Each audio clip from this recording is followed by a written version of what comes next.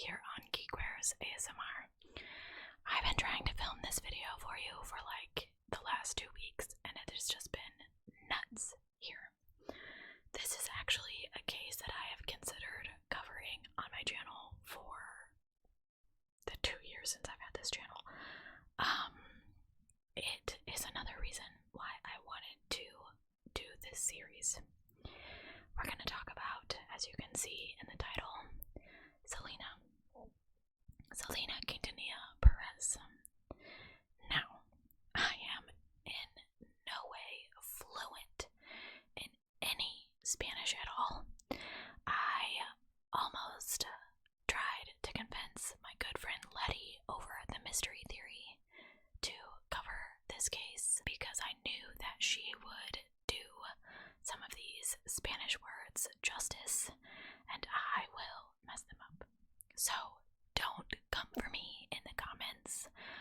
I'm gonna do my best. I did translate some of the album names and things like that because I did not want to humiliate myself on YouTube. So now, Selena Quintanilla Perez was born April 16th, 1971 in Lake Jackson, Texas. She was the youngest child of Marcella Ophelia Quintanilla. Marcella was my grandmother's name as well. Marcella had Cherokee ancestry, and Abraham Quintanilla Jr., a Mexican-American former musician. Selena, and I did not know this until I started researching this, was raised, like me, a Jehovah's Witness. Her father worked as a shipping clerk for a chemical company, and he led a band in the 1950s and 1960s called Los Dinos, which is, according to my translation, Spanish for the boys. They played early rock and roll favorites mixed with traditional Mexican music.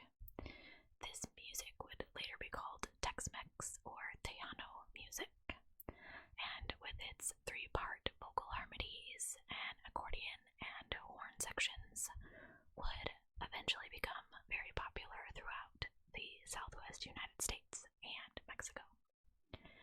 Abraham eventually gave up his music career to settle down and start a family with Marcella. Selena, as I said, was the youngest of 3 of the Quintanilla children, and she attended O.M. Roberts Elementary School in Lake Jackson. Lake Jackson was a small town approximately 55 miles south of Houston, Texas. I've been there. A lot of people, a lot of traffic, very pretty, hot. Selena soon showed a flair for entertaining. When she was 6, her father noticed this talent while teaching her older brother Abraham III to play chords on a guitar, and Selena broke into song. Her father claims that he could tell that she was destined for a musical career because she had perfect pitch and timing.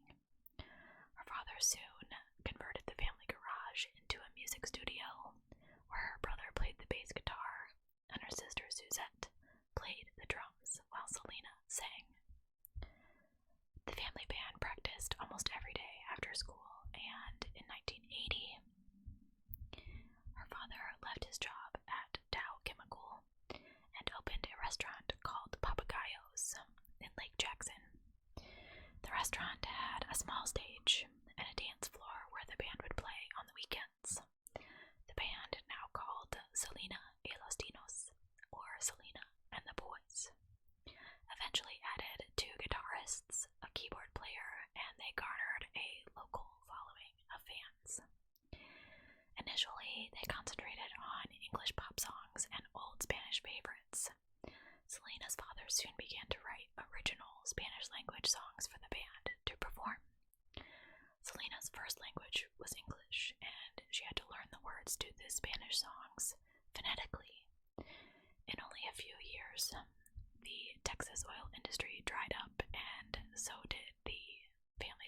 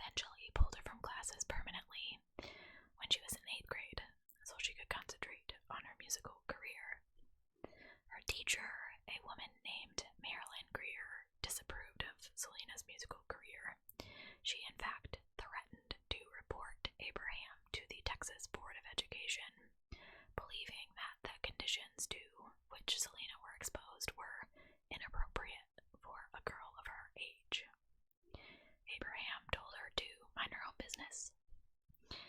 Other teachers expressed their concerns when they noticed how tired Selena appeared when she arrived at school. She started taking courses through correspondence with the American School in Chicago, the same school that educated the Osmond family, apparently, and she earned her GED in 1989. Those early performances around Houston often featured country music, but after the Quintanillas moved to Corpus Christi, Selena began to focus on Tejano music. Tejano music is a hybrid form of music.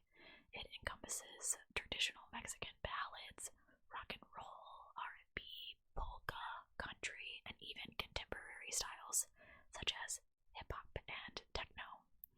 It really reflects the diversity of influences present in modern-day Mexican-American culture.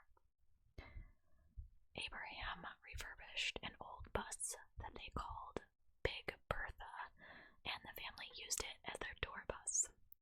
In the first years of touring, like I said, they sang for food and barely had enough money to pay for gas for Bertha. But the constant touring paid off when they hit an opening slot for a Tejano band called Maz at the Angleton, Texas Fairgrounds in 1983. Maz was one of the most popular Tejano acts of the time, and Selena, at only 11, took the stage by storm. She put on a show and impressed the crowd. Taking time out from touring and opening up for more established Tejano bands, Selena recorded an album called My First Recordings in 1984 for Corpus Christi's Freddie label. Freddie was one of the oldest, most established Spanish-language record companies in Texas, but the album and its only single, titled Already Going, did not sell very well, and although it wasn't sold in any stores, Abraham would carry it around with him, and he would pitch it to record executives at the different performances that they had. In 1985, to promote the album, Selena appeared on the Johnny Canales Show, a popular Spanish-language radio program on which she continued to appear for several years. Within a year, the band moved to a label called Kara, and then to the Manny label. Selena's albums for Manny did not sell much better than before, and the band continued to tour, living in the van that they traveled in. And they drove around Southwest United States, opening for larger Tejano acts and playing their own shows at small clubs and fairgrounds. Due to the diverse crowds that the band played to, they learned to perform many different styles of music.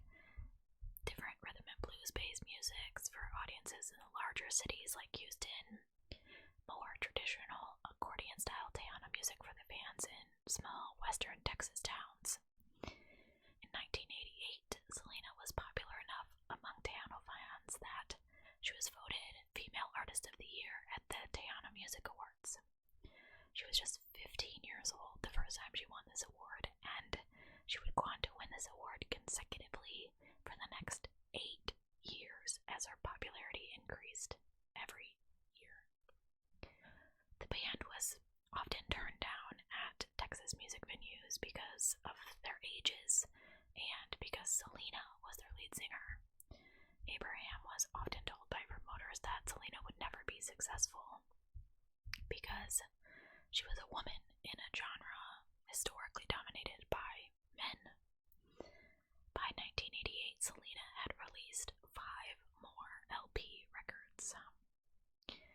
In 1989, Selena was signed to EMI Records, and suddenly she had the weight and distribution system behind her to make her a huge star. She was spotted by the head of the label's new Latin music division, a man named Jose Behar, as she performed at the Tejano Music Awards. When he first spotted her, he knew that she could be a great crossover artist, appealing not only to traditional fans of Tejano music, but also to the larger pop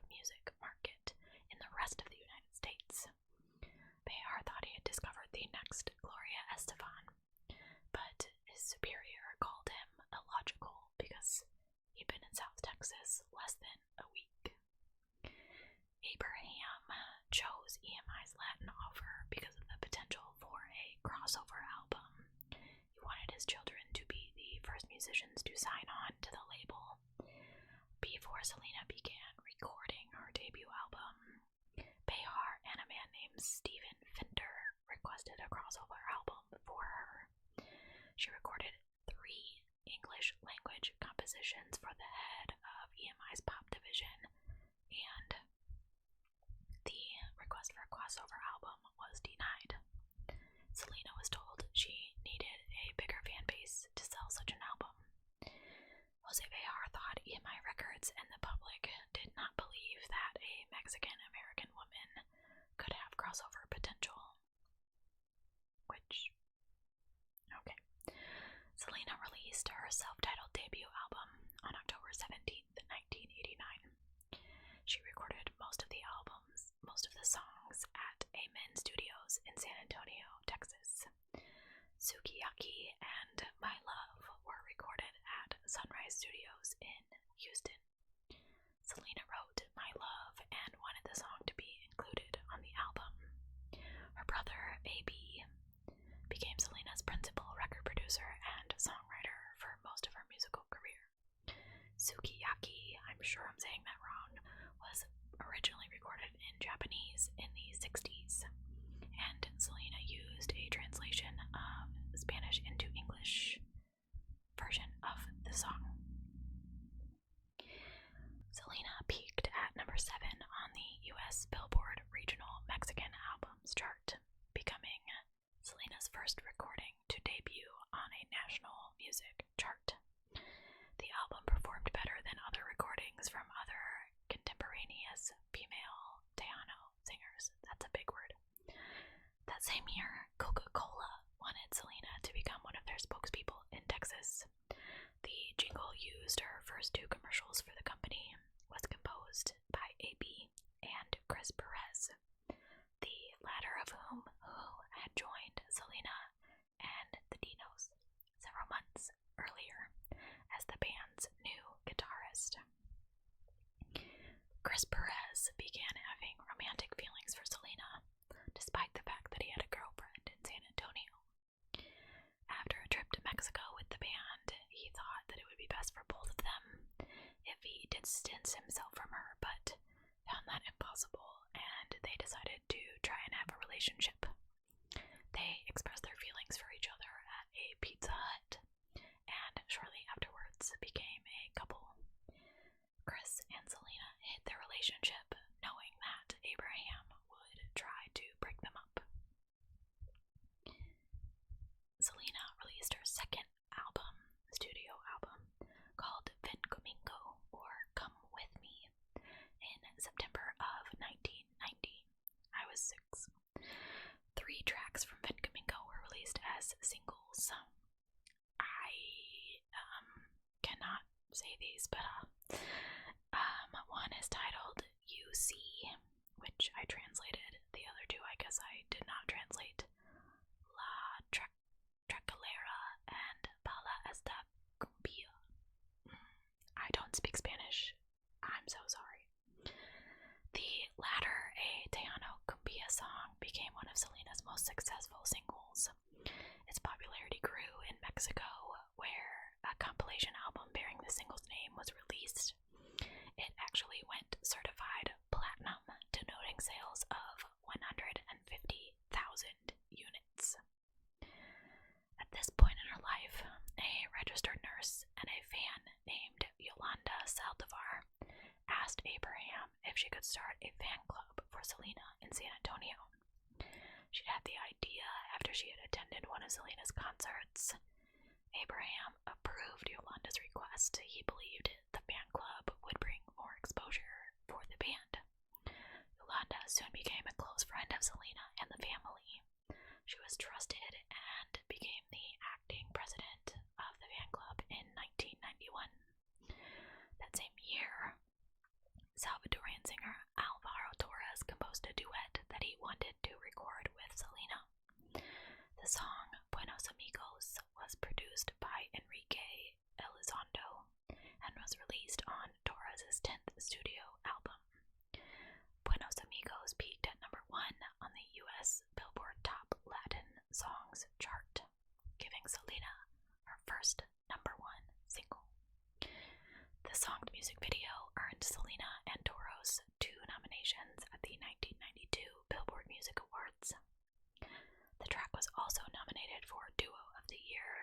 Tejano Music Awards in 1992.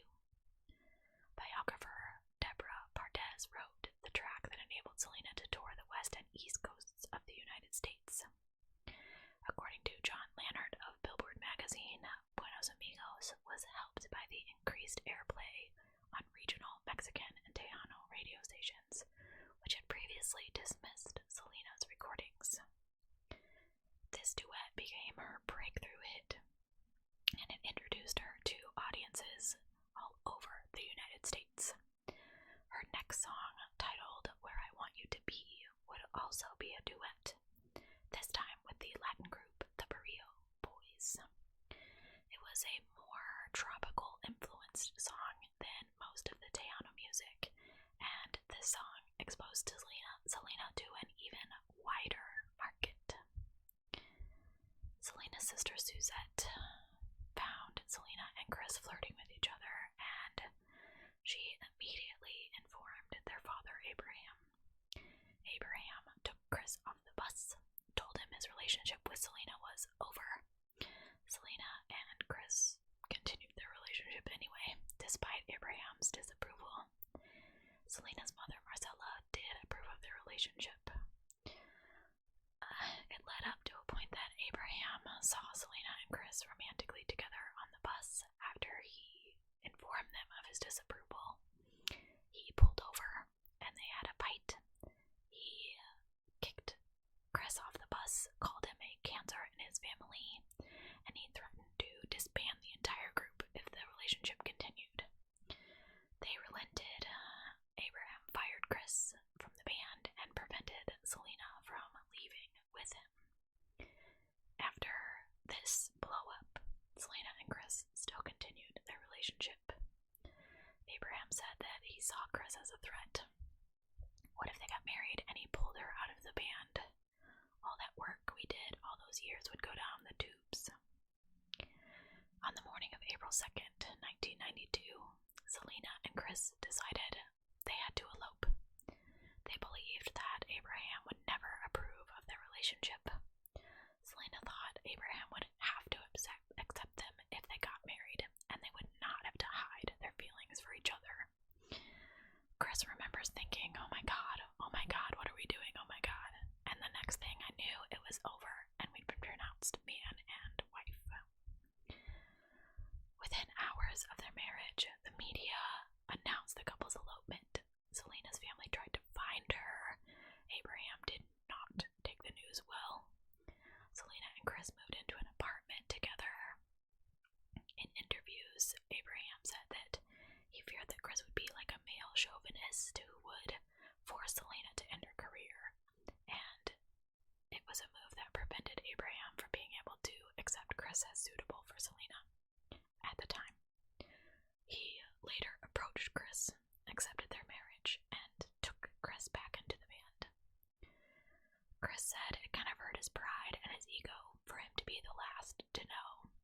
And when things got tense, things were said by him, it hurt me, but I didn't let it get to me because I knew deep down Abraham knew the kind of person that I was. Abraham said after I accepted him, what else could I do? Selena and Chris moved into the house right next door to the rest of the Quintanilla family. The marriage between Selena and Chris was passionate, but not perfect. No marriages. Chris said in his interview that they had fought and even considered divorce at one time.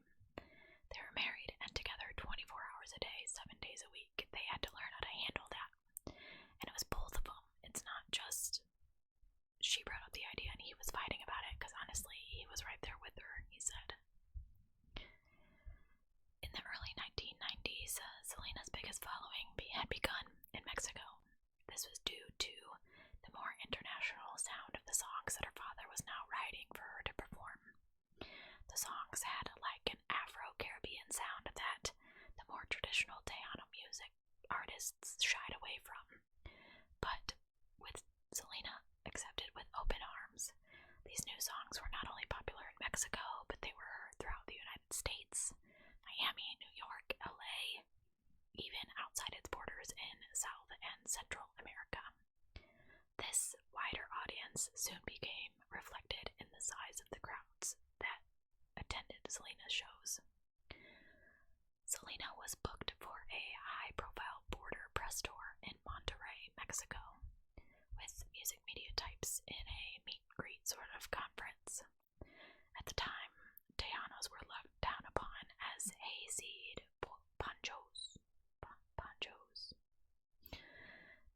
course, Spanish was far from fluent, and EMI Latin executives were terrified about the fact that she was about to give a press tour in Mexico, and she just couldn't speak the language fluently.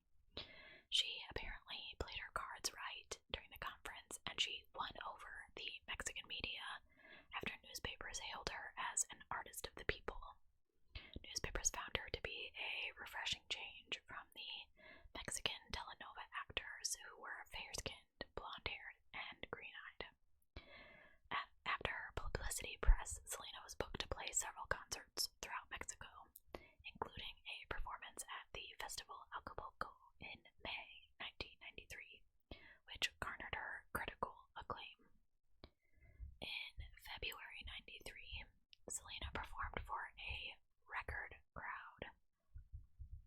It was 57,894 people in the Houston Astrodome.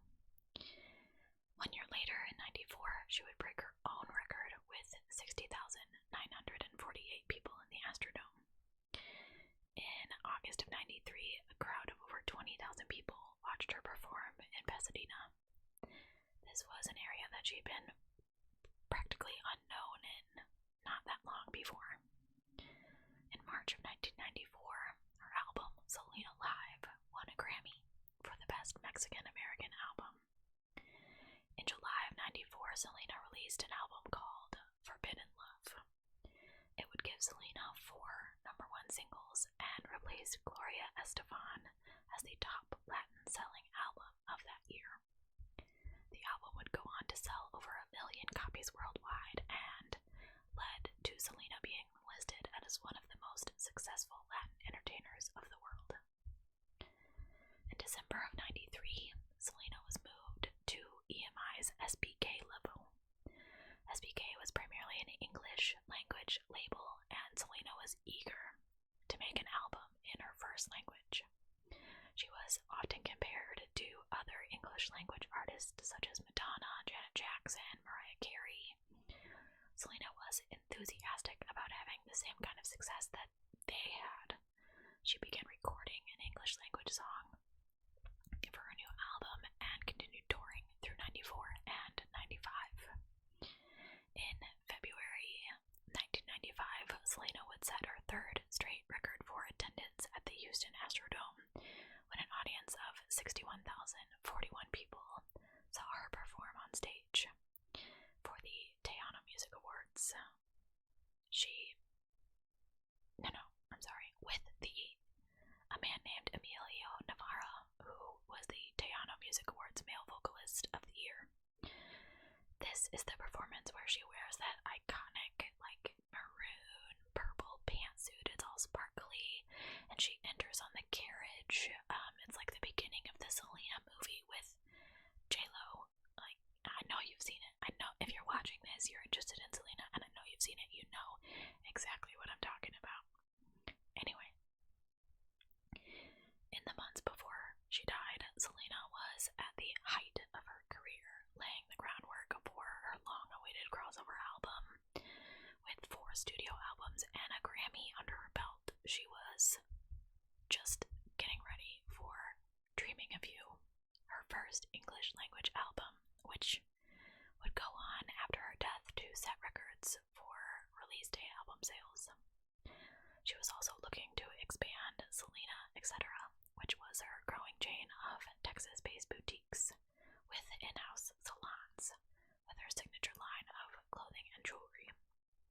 The 2 existing locations were based in Corpus Christi and San Antonio, and they were managed by 32-year-old Yolanda Saldivar, the president of the fan club, remember, and trusted member of the family, trusted confidant to Selena. It was with Salvador's appointment as the manager of the boutiques that everything began to unravel. Yolanda used the corporate American Express given to her by Selena to rent Lincoln Town cars, to entertain business associates at upscale restaurants, to purchase 2 cell phones for her own personal use. Staff members at the boutique felt like Yolanda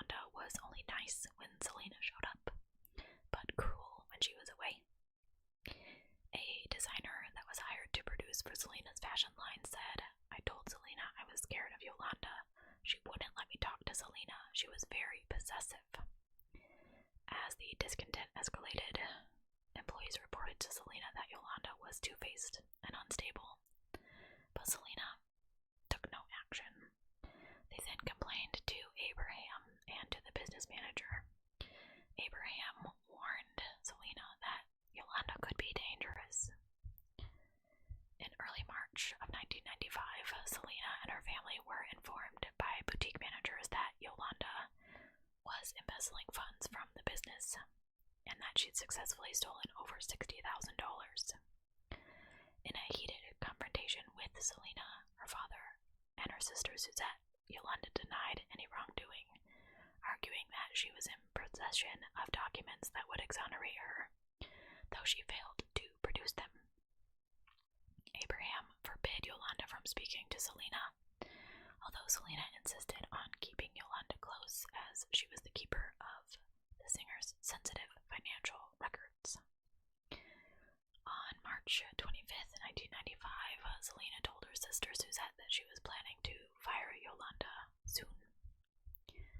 On March 30th, 1995, Yolanda called Selena to inform her that she was staying at a Days Inn near the Corpus Christi International Airport.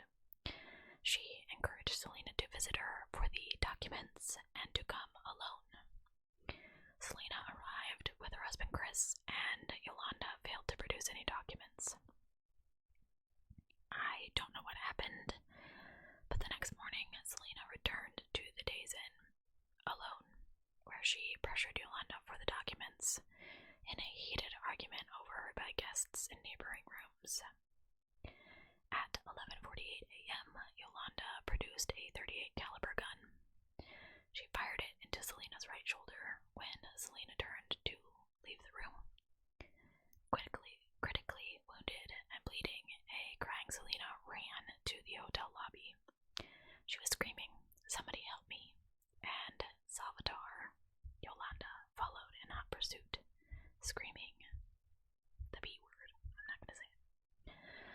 Selena made it to the lobby, where she collapsed, but before she lost consciousness, she was able to name her assailant. When police arrived at the scene, they found Yolanda locked in her truck with a handgun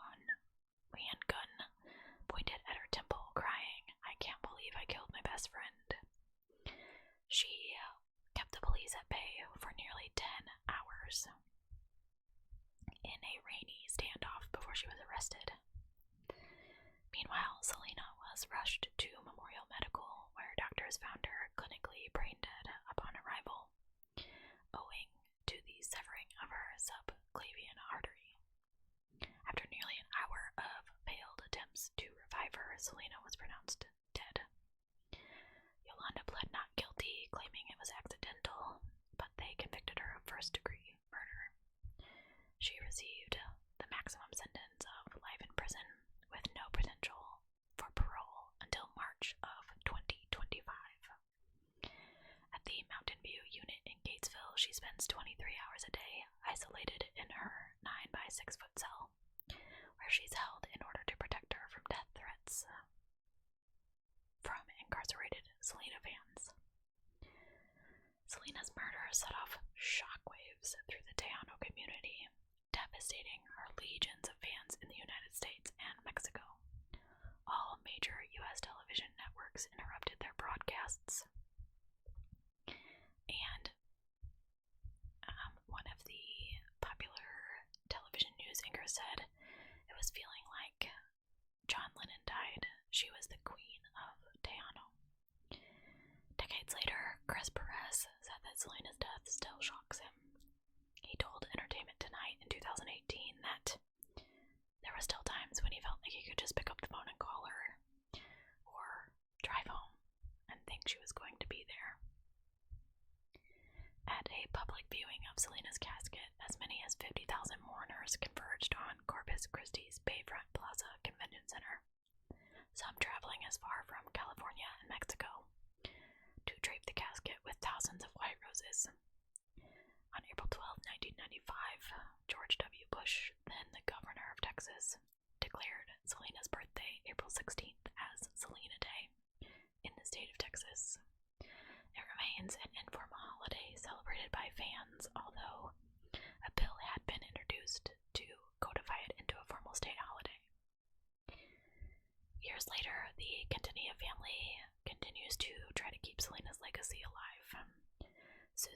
manages the family entertainment company and studio called Q Productions, which her father founded in 1993 and where Selena recorded music.